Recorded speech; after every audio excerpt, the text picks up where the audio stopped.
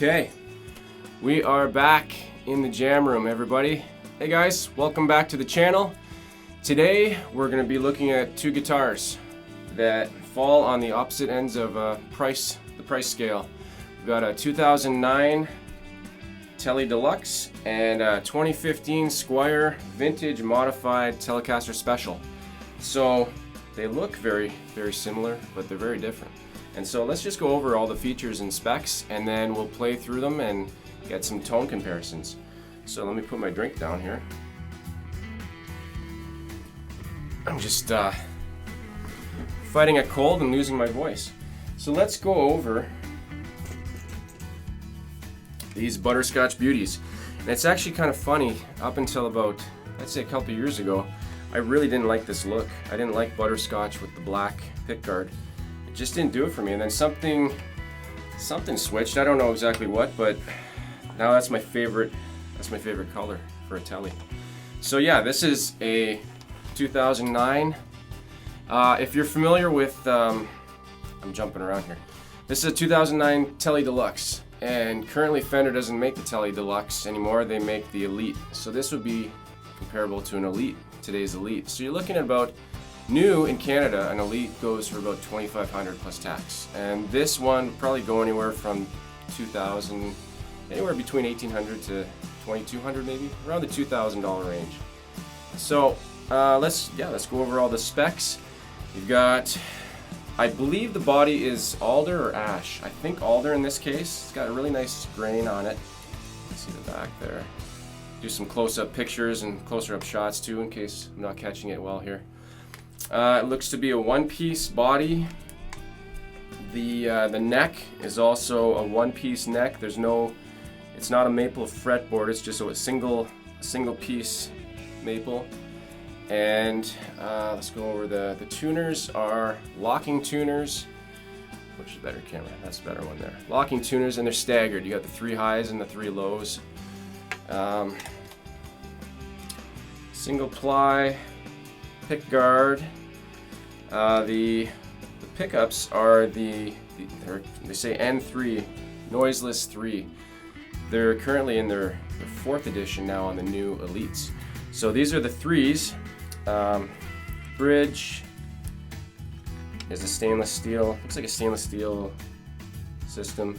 Very nice metal. You can tell that the quality of the metal is a lot better than on the Squiers. Let's turn it around here. Nice grain. You can see through the grain here. See through the finish. I mean, you can see the grain in the finish. I got the Fender Corona. So this is made in the US. Great feeling guitar.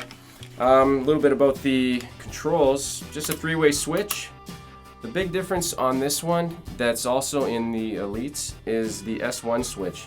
So in the middle position, you're using your bridge and neck pickup, and this actually depresses. There's a little button that clicks. I believe when it's not clicked, the wiring acts as normal. So these are in parallel. So when you click it on, it acts in series, which apparently gives it more of a rounded, humbucking kind of sound. So we'll see the difference in the demo when we actually do it. All right. So if I missed anything on that, I'll probably mention it later.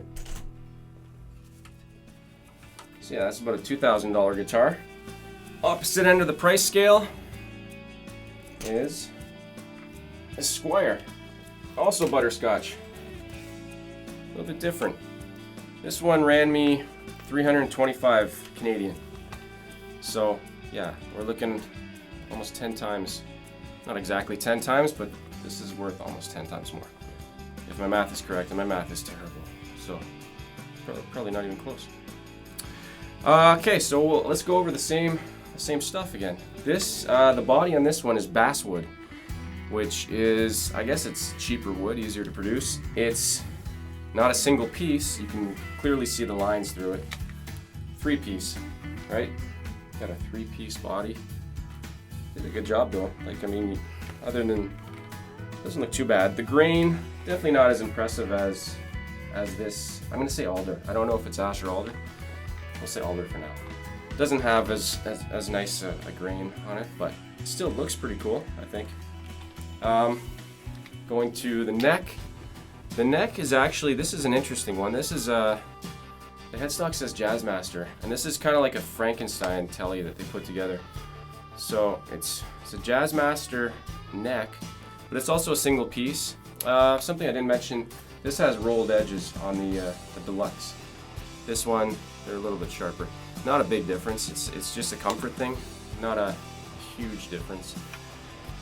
The tuners on this one are they're not locking, they're the kind of a vintage style F, I think they're the F shape, is that what it's called, F shape? I really like these tuners because it's got the little holes that you put your string in and you wrap around, and it really grabs it and holds it tight. So for not being a locking tuner, it really works well. What else do we got here? It's got a single ply pick guard, so it actually looks to be twice as thick as this one. And take a look at the back here.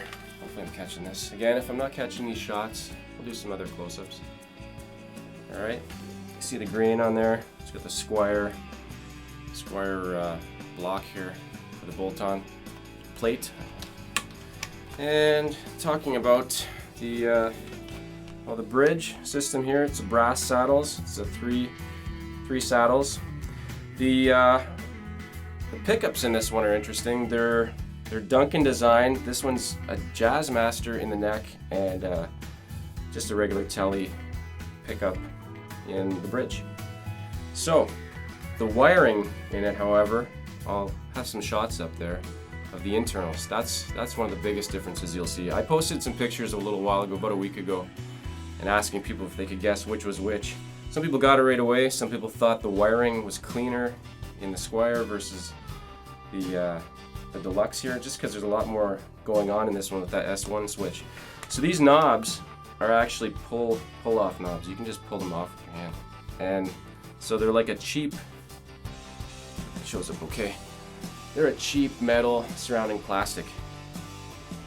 And then you'll see in the pictures, these have the little mini, I think they're called alpha pots, and a cheap PCB switch. So this switch, you can feel it. It's a lot cheaper for sure.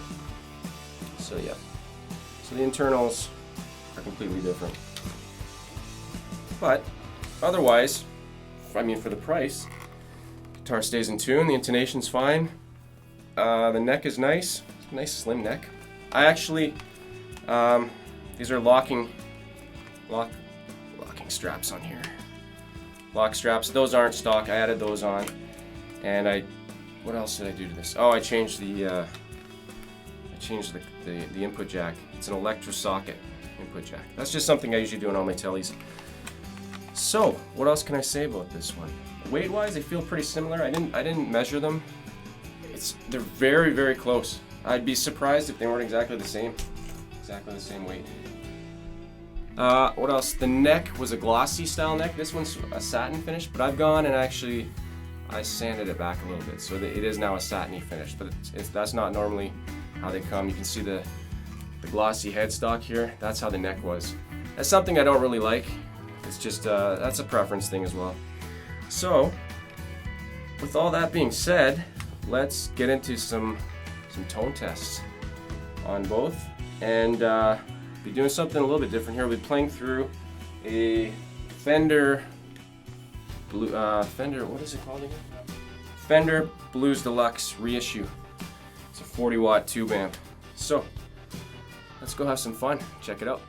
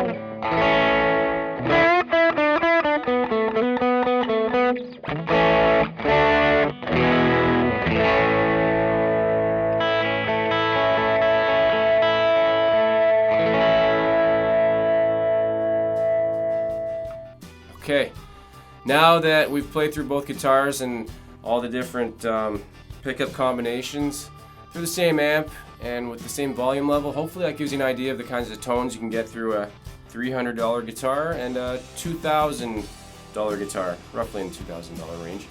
So once again, this was a Squier Vintage Modified Telecaster Special, and this is a Telecaster Deluxe, American made, and it's from 2009. That's it for today. Check out my other videos. Again, this is Lando27 Music. Hope you enjoy these videos. Come back again soon, and we'll see you later. Okay, see you guys.